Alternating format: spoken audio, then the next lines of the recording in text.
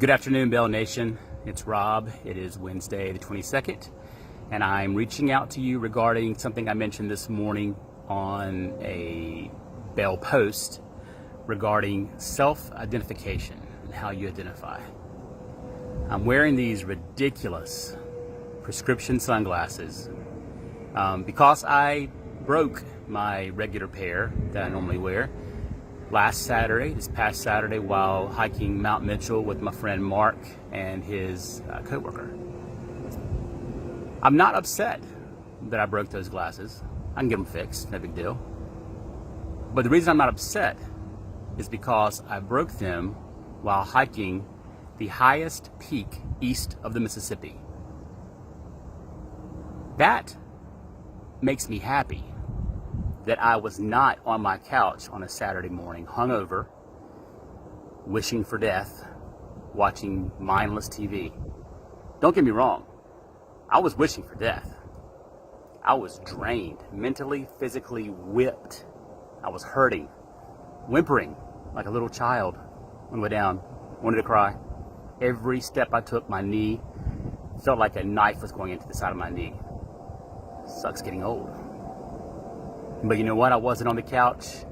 I wasn't sitting there nursing a hangover, yelling at the kids because they were being too loud while I tried watching some stupid TV show. So the purpose of this video is to see kind of how you self-identify. I know for a long time, I self-identified as the lovable loser, the perennial underachiever. I actually had a professor in college, my finance advisor, called me his favorite underachiever. Who wants that? Who wants that moniker? Not me. But I lived it until September 8th of last year. All of the positive reading, positive podcasts, everything that I've been listening to, watching, reading, everything else, was not taking seed. It wasn't finding fertile ground in my brain. It was hitting a rubber barrier and just kind of bouncing right back out as soon as it went in. I would tell Gavin, hey bud, you gotta watch this video, you gotta read this article, listen to this podcast.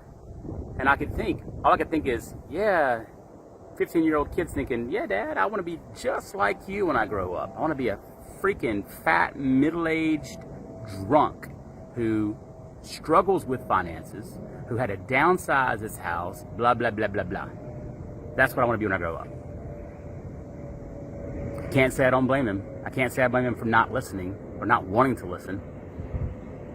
And in the last 8.5 months of sobriety, he's starting to see changes in me that I think he understands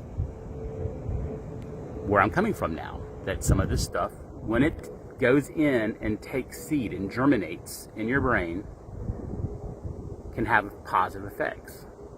Your brain is just like Earl Nightingale says. It's like the ground. It's like fertile farmland. The ground doesn't care what you plant. It will return to you what you put in it. Your brain is the exact same way. It doesn't care what I plant. If I put in there politics and abortion debates on Facebook and everything else, it doesn't care what I put in there. It's going to return to me that same negative crap. But it doesn't care. So, I went from viewing myself as the perennial underachiever, the lovable loser, for all those years. And I'm sure it's going to take a long time for some of my good friends who've known me for a long time to have any other opinion of me. And you know what? That's fine. I don't care. More on that in a second. But I don't view myself that way anymore. I've ran a race every month of this year. I did a 5K trail run, and then a 10K, and then a Spartan sprint. I've got a 5K coming up on Sunday, and then that's for May, and then I got something coming up in June. In July, I've got a super Spartan, the bigger one. And then I've got a half marathon in October. I don't view myself anymore as a lovable loser that walks down the hallway ashamed of how I look, ashamed of how I carry myself, looking down instead of looking up. That's not how I view myself anymore. I view myself now as an athlete. I'm out there hiking Mount Mitchell. I'm out there doing things that I would never have done before when I was drinking on a regular basis. So the reality is that we are who we think we are. If I think that I'm a lovable loser, that's what I am. If I think I'm an athlete, I'm going to do the things that an athlete would do. Like try not to miss more than one day in a row of working out or doing some type of exercise. But you know what? I didn't do anything on Sunday. I was dead from Saturday. I didn't do anything on Monday, I don't think. I'm not sure if I did anything yesterday or not. But today I went to F3 this morning. I posted for a first time I've posted at F3 in a long time. Felt great. So the point is, how you self-identify is purely between your ears. If you self-identify as a loser or as a couch potato or as someone who's fat and can't lose weight, I'm always going to be fat. I'm big boned. No, that's in between your ears. It can be fixed. If this 31-year drinker, 31 years, who can go 8.5 months sober and lose about 70, 72 pounds, whatever it is, you can do it. It isn't as if it's like some kind of miracle that I've done it. It does take time. It's not like a snap of fingers thing. I've got a friend who wanted to know the Cliff Note version. Hey, what did you do, Rob? And I told him, what did you do? How do you stay sober? How do you go to a bar and not want to drink? I don't go to bars hardly anymore. That's part of the deal. But I mean, here's the thing though. You can't snap your fingers. It isn't overnight. It won't be overnight. You've got to put in the time. You've got to put in the effort. You have dedication. You got to want it. I want to be around to see my daughter get married, to walk her down the aisle, to have that first dance. I want to see my son graduate college and then go off and be a professional disc golfer or whatever it's going to be. And I want to see Lori and I on the beach of Italy or at the Eiffel Tower and chilling when we're empty nesters. I can't do that if I'm dead. So think about how you identify yourself. Think about what you want to identify as, and then make it happen. It sounds easy, but it is. It really is. If you want it enough, if you really believe in it and you want it enough, you have to believe that you can make the changes. And then once you start to make those changes, the small incremental fixes every single day, small incremental things, that you start to achieve them, people start asking you questions and getting inspired by what you're doing, and then you lead them in the process. That is the Bell philosophy. Believe, achieve, inspire, and lead. I am not on here talking about this stuff to say, hey, look at me. I could care less about much of what I think or I say, truthfully. But I'm doing it because I want to see my friends. I got friends out there who I know won't be here in 5 years. I know they won't. They don't make enough effort. They don't change. They're not stopping drinking. They're not stopping eating bad. They're going to be in a box in 5 years. I don't want to see that.